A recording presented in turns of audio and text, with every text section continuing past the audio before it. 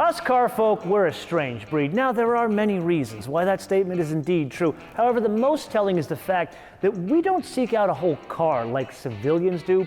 What we do is we choose an engine and then we go and seek out a desired carrying case. Now, over the past couple of months, you and I have absolutely coveted the 4-liter twin turbocharged V8. So much so, we have sampled it in carrying cases from Krug, Zuffenhausen, and twice von Ingolstadt. But did you know that Ingolstadt offers that engine in a third carrying case?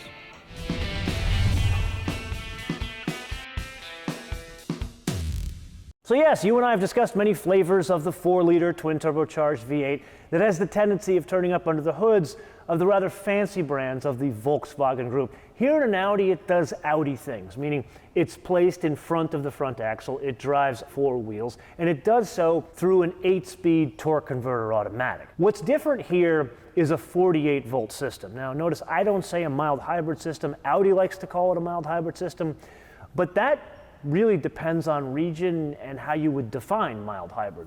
Like the Mercedes that we've driven with the integrated starter generator based mild hybrid system, that has an electric boost. This one doesn't.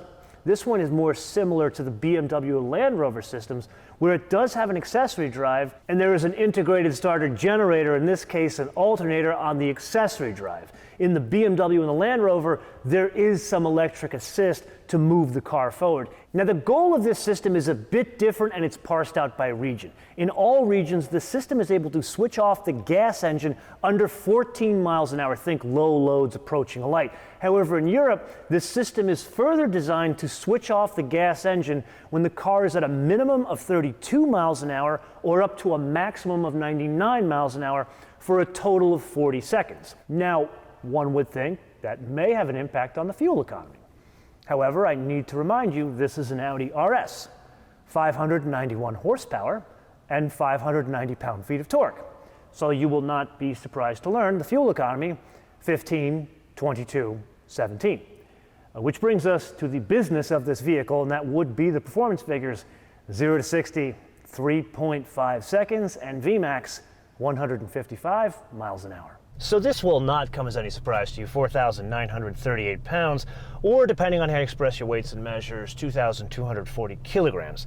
Now what's pertinent to us about that information, 22 pounds less than our beloved RS6 Avant station wagon, and over 550 pounds less than that RSQ8 SUV.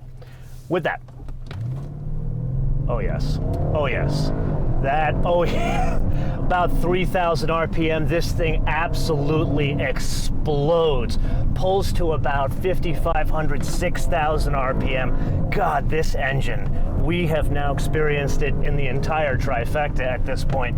I can't honestly tell you it's better here than in the RS6 Avant. It's the same engine, same transmission, very well matched here. This sweet spot is just so much wider in this V8 than other V8s. I can see why the Volkswagen Group uses it in so many disparate vehicles, especially ones that are supposed to have a mission like this.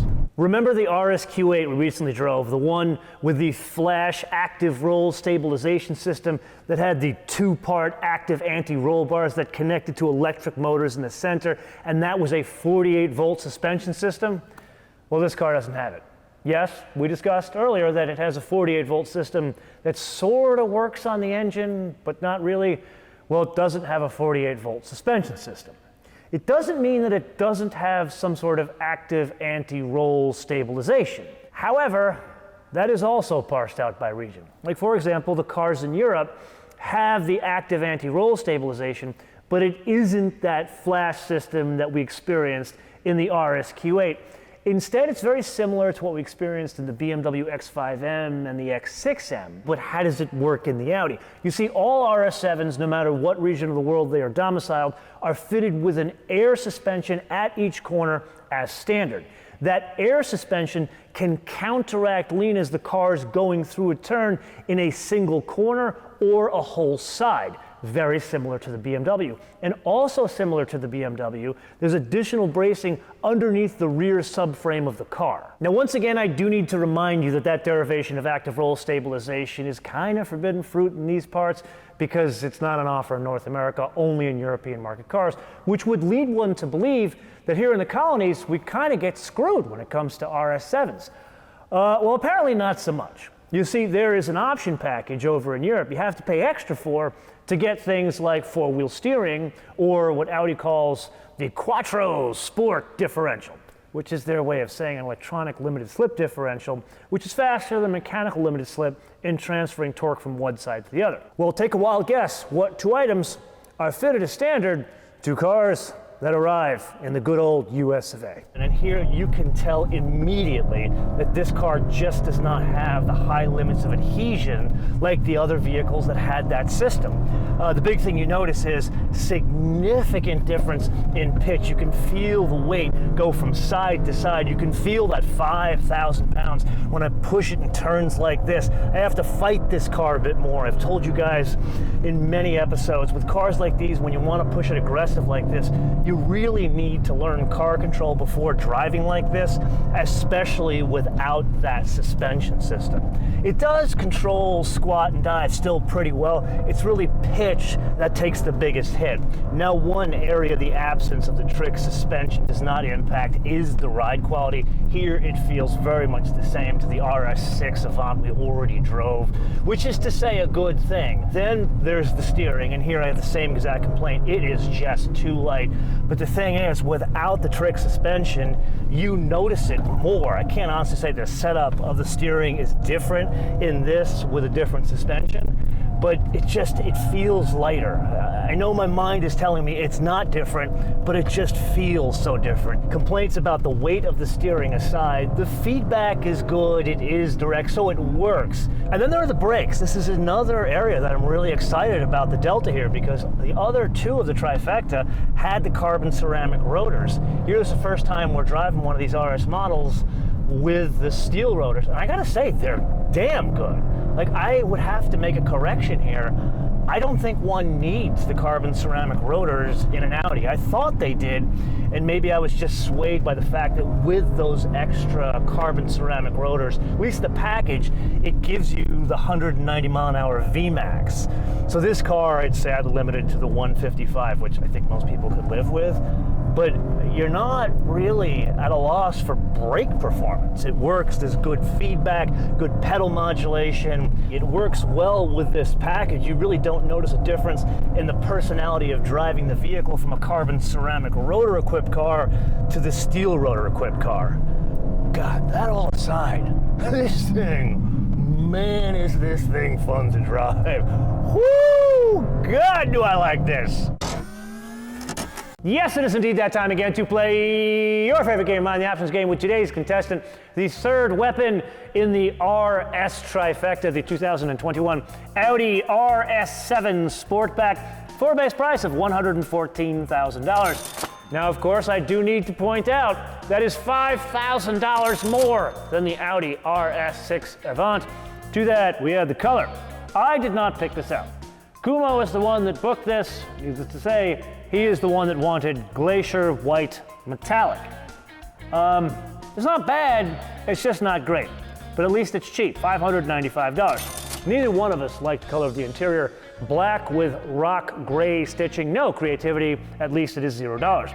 Then the black optic package, we kind of know what this is. It's the black trim, the black mirror fairings, and more importantly, the 22-inch wheels and the summer tires. For the avoidance of doubt, 21-inch wheels are fitted as standard. Now, I wouldn't spend the $2,750 on this package because this car looks stunning in Navarra blue metallic, like that RSQ8. However, I built it on the Audi site, and you don't want the black trim. You want the aluminum trim, the aluminum mirror fairings, these specific wheels, and the aluminum diffuser. The car comes off the page, especially with, like, I think they call it a saddle or like a saddle brown with a black two-tone interior. car is stunning. Anyway, we press on to the executive package. That is the extended leather, the heated rear seats, the power soft closed doors, and most importantly, the head-up display. Well worth it for $2,500. Then the driver's assistance package. This is the adaptive cruise control. No, this is not a self-driving car. Think of it as level 2, $2,250. Then a very important option, the sport exhaust, which sounds magnificent, $1,000. Then the carbon twill inlay. I am a big fan of this, even though I normally don't like carbon fiber trim on the dash. However, I did look on the Audi site when I built the Navara Blue car. Turns out that can be had in aluminum with that two-tone like saddle interior. Absolutely looks magnificent. Also, one can select non-sport seats, but they only come in black. But back to the carbon inlay twill on the dash. Yes, I would fight my cheapskate tendencies, and believe me, there are plenty, and pay the $500 to dress up the interior of the vehicle. Then speaking of dressing things up, the brake calipers. One can have them in red for $500. Then the only other thing that we add is the destination handling from Neckarsulm, Deutschland, $1,045. Entschuldigung for any mispronunciation there, for a total retail price of $125,140. You and I need to shift gears and have a come to Jesus discussion about finances. Since you and I have driven that RS6 Avant, in December, and then the RSQ8 a couple of weeks ago, I have been getting a lot of real world feedback about what the market is doing on those cars. Turns out the RSQ8, there are a lot of people that want them. They're going for $10,000 over sticker for an SUV. But even more criminal, the RS6 Avant, which I will say, Santa Maria Madre de Dios, they are going for $35,000 to $50,000 over sticker. Now, I love me that RS6 Avant, and I really want one. But there is no car on God's green earth that I would pay over sticker for, even 35 cents over sticker.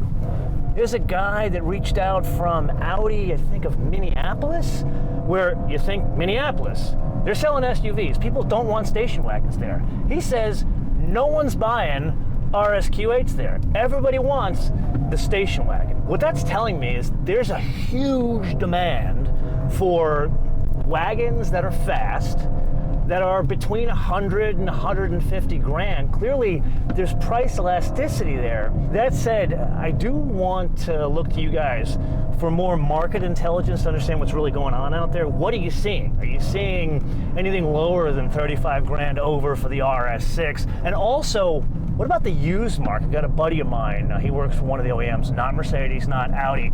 He is looking for an E63S wagon, a used one, but they're like hen's teeth to get used. I would argue the RS6 probably even worse. So what's going on out there in the market? Share it in the comments below or via social media, because I think this could help all of us.